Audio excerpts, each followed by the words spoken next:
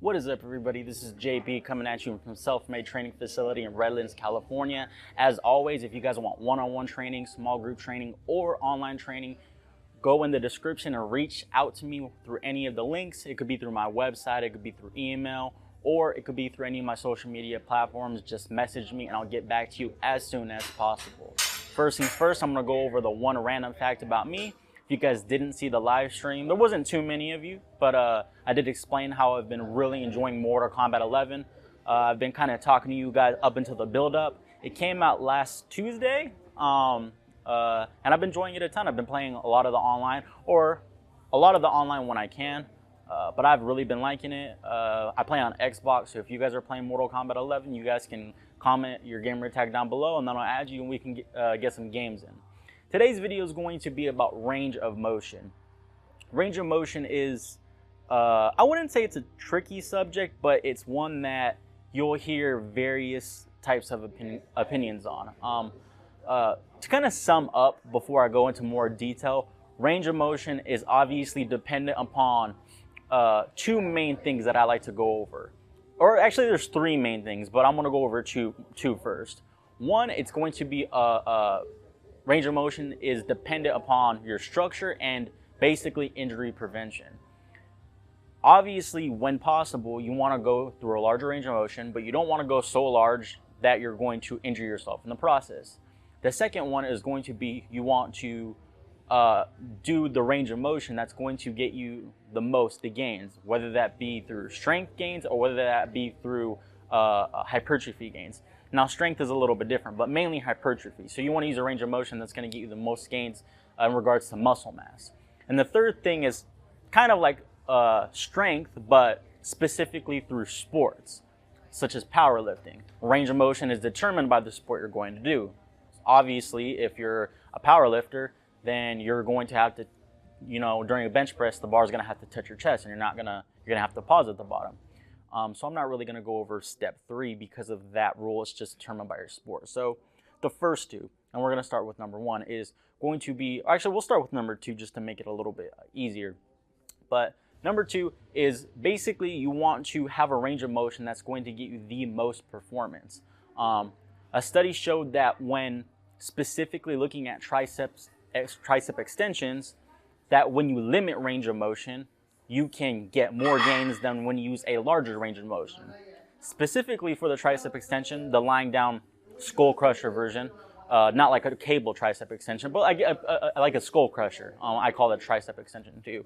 But if you're doing a skull crusher, there's certain parts of the range of motion where you're not really keeping any tension on the triceps. Now, there are some modifications you can do, but I don't think this study made those modifications to the triceps extension to keep tension on the triceps. I think that at the top of the skull crusher, their arms were directly parallel with gravity. So basically what they did was they limited range of motion, and the group that limited range of motion got more gains because there was constant tension on the muscle. Why that is, we don't necessarily know. It could be due to like increased metabolite buildup, things like that. You're not getting any rest essentially, because again, when you're at certain ranges of motion, you're going to get rest. In this example here, there's a dumbbell lateral raise. At the bottom of the dumbbell lateral raise, there's essentially no tension on the delt. The further and further you get away from your body with the dumbbell, the harder it's going to be able to hold that dumbbell up. As you can see here, the further and further I get away, it's going to be harder and harder and harder and harder because that moment arm is increasing. There's more torque being produced at that joint, and it's getting harder and harder and harder, and I have to fight to keep that dumbbell up. So essentially this bottom part where the dumbbell is really close to your sides, it's not hard at all. I mean, you can hold the dumbbell here all day until your grip gave out. And with lateral raises, you're not going to be using a really heavy weight anyway, so you'd be pretty much here all day. So as you can see, when you start to chop off this bottom range of motion portion, you're going to be able to keep more tension on the delts, and just like that study that I talked about, you could potentially increase gains in the long run if you utilize this technique by chopping off that bottom portion. So this is one case where full range of motion may not be the best example. And I didn't even really show it here, but full range of motion would technically be all the way up, and that might cause other shoulder issues. So in that example, full range of motion doesn't give the greatest performance benefits. So in regards to hypertrophy, you want to get the most hypertrophy, limiting range of motion for like a dumbbell lateral raise. And there's other exercises too. This is just one example, might get you more gains in the long run.